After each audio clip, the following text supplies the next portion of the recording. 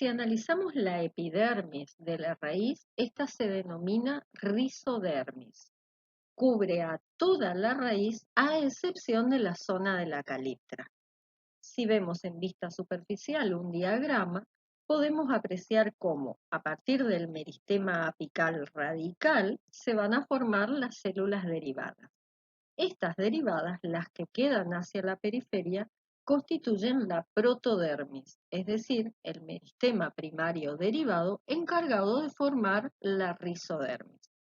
En esta protodermis se pueden distinguir células cortas, también llamadas tricoblastos, y células largas. Esas células cortas son las que van a originar los pelos absorbentes o pelos radicales. Entre las características de la rizodermis es que es una sola capa de células, es decir, es uniestratificada. Otra de las características es que no posee cutícula y sí presenta suberina o lignina impregnando a las paredes. Si vemos la zona de los pelos radicales, podemos apreciar sus características. Estos son los únicos tricomas que hay en la raíz. Son unicelulares, no son glandulares. Cuando se ve uno de estos tricomas en detalle, se puede apreciar que en general este pelo tiene un solo núcleo que en general se encuentra en la zona media o desplazado al ápice del tricoma. Otra de las características de los pelos es que son de vida efímera. En general, tienen un citoplasma que está desplazado hacia las paredes por una gran vacuola. El núcleo puede llegar a sufrir mitosis sin dividirse, es decir, es un núcleo poliploide, es decir, aumenta la dotación cromosómica sin que se complete la mitosis. Si hacemos un corte transversal a la altura de la zona pilífera, podemos apreciar la rizodermis y podremos ver distintas zonas en el interior de esta raíz primaria. Por una parte, entre la rizodermis y el cilindro central o vascular tendremos la zona denominada córtex. Y el cilindro vascular, como su nombre lo indica, es el área de la raíz en la cual se encuentran los tejidos conductores. Otro de los detalles interesantes acerca de los pelos absorbentes es la cantidad de tiempo que viven. En general se dice que son efímeros, es decir, su vida es muy corta y progresivamente son reemplazados por nuevos tricomas. En general, en las plantas que viven en ambientes acuáticos están ausentes, ya que no son necesarios. Y por otro lado, en las gramíneas son duraderos, llegando a vivir inclusive varios meses. Por debajo de la epidermis encontramos la región que denominamos córtex, las cuales tienen límites muy definidos. Un límite externo que es la exodermis y un límite interno que es una capa denominada endodermis. Aquí vemos una fotografía de un corte transversal de una raíz primaria donde podemos ver todos los tejidos que constituyen el córtex y la localización de estas dos capas llamadas exo y endodermis. En la mayoría de las plantas, el córtex no presenta clorofila y frecuentemente las células tienen gran cantidad de granos de almidón. Aquí, por ejemplo, vemos un detalle de ese córtex que se encuentra repleto de estos granos de almidón. En otros casos, especialmente en las monocotiledóneas, donde la raíz se conserva bastante tiempo, puede haber esclerénquima debajo de la epidermis en la capa denominada exodermis. También en muchas gramíneas, entre las panicoideas donde se encuentra el maíz, las células del córtex están radialmente dispuestas, con típicos espacios tetragonales. Aquí vemos un detalle de la zona interna de ese córtex en el maíz con los típicos espacios intercelulares cuadrangulares que quedan dispuestos con las células que se ordenan radialmente. En otras plantas, la exodermis también cumple funciones de protección, especialmente esas raíces que, como la del maíz, que van a vivir largo tiempo, y la epidermis puede resultar dañada contra las partículas del suelo. Aquí vemos la exodermis y en un detalle de ella podemos ver el gran espesor de las paredes, especialmente las tangenciales externas. Las capas más externas del córtex representan la exodermis. Generalmente no está presente en los helechos. Esta puede tener varias capas de espesor, como estamos viendo en esta fotografía, cuyas células tienen las paredes engrosadas.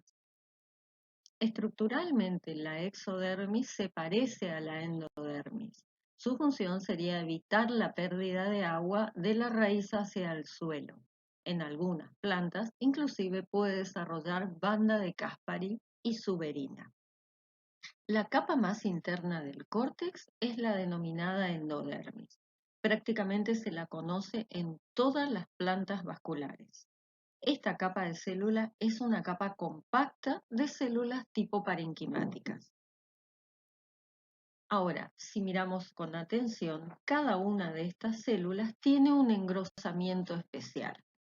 Aquí podemos ver la localización. La capa de endodermis está en contacto directo con el resto de las células del córtex y hacia adentro de ellas hay una capa que se llama periciclo, que es el límite del cilindro vascular. Si analizamos la endodermis, podemos apreciar la presencia de la banda de Caspari. Este engrosamiento funciona como un cinturón en las paredes radiales, es decir, las paredes anticlinales. Varía de espesor y puede ser de suberina, lignina o una combinación de ambas sustancias. Aquí vemos otra fotografía donde se aprecia la presencia y disposición de esta banda de Caspari. La banda de Caspari se inicia primero porque se depositan sustancias grasas o fenólicas en la zona de la laminilla media en las paredes radiales de la célula. De esta manera, la pared primaria queda incrustada con estas sustancias. Aumenta el espesor de la pared porque se depositan nuevas sustancias grasas y de esta manera la membrana plasmática queda totalmente adherida a esta banda de Caspari y ahí adherida a la pared, impidiendo que la membrana se desprenda de la pared en caso de sufrir una deshidratación en la célula. Veamos algunas fotografías que expliquen la posición de esta banda de Caspari. Aquí tenemos un estrato de las células de la endodermis y podemos ver cómo todas las paredes radiales se encuentran con este depósito de suberina que implica la banda. Si hacemos un corte, podemos apreciar todas las paredes radiales. Ahora, ¿cómo funciona la endodermis? Esta capa con la banda de Caspari es la que permite que el pasaje de agua que viene entrando por los pelos absorbentes a través del córtex y que se dirige hacia el cilindro vascular del xilema, lo haga exclusivamente por vía de simplasto. Veamos una serie de gráficos. El agua normalmente entra atravesando paredes, membranas y todos los citoplasmas, y en este caso hasta el xilema, tejido por el cual va a subir al resto de la planta. Ahora, si la célula sufre plasmólisis, es decir, una deshidratación, la membrana plasmática en una célula del córtex, por ejemplo, se separaría completamente de la pared y en estos casos quedaría el lumen, es decir, la cavidad hueca de la célula. Ahora, en el caso que la célula de la endodermis sea la que sufra plasmólisis, ocurrirá una plasmólisis especial denominada en banda. ¿Por qué? La membrana en la zona de la banda de Caspari no puede separarse de la pared, es decir, que queda estirada de lado a lado de la célula. Una plasmólisis distinta en banda solamente ocurre en estas células de la endodermis. Entonces, pensemos en una situación en la cual la raíz está sometida a un estrés hídrico. Hay falta de agua y todas las células de la raíz se van a plasmolizar. Aquí vemos un corte de raíz donde podemos ver una plasmólisis normal, donde la membrana plasmática se ha separado en las células parenquimáticas, se separa totalmente de la pared. Sin embargo, aquí en la endodermis vemos que tiene una plasmólisis en banda. Ante el reingreso de agua a la raíz, el fenómeno va a producir una característica especial. Si entra el agua en este momento que todas las células estarán plasmolizadas, el agua no necesariamente va a atravesar las membranas de las células corticales. Es decir, va a atravesar por vía apoplasto, es decir, por los huecos o cavidades. Sin embargo, cuando llegue al citoplasma de plasmólisis en banda de la endodermis, sí, el agua va a tener que atravesar la membrana plasmática, que es selectivamente permeable, es decir, tiene la capacidad de seleccionar qué sustancias no van a ingresar al torrente cilemático. Esto, en definitiva, es la función de la endodermis. Esta obliga a que todo el agua ingresada en el momento de atravesar la endodermis tenga que hacerlo por la ruta del simplasto. Aquí vemos un corte transversal de una raíz de una monocotiledónea de una zona un poco más lejana de la región de absorción, en la cual la mayoría de las células de la endodermis están en este estadio terciario, con los típicos engrosamientos en forma de letra U. Sin embargo, algunas de las células, y específicamente las que están enfrente a los vasos del xilema, quedan como células de paso, es decir, ellas están únicamente con la banda de Caspary.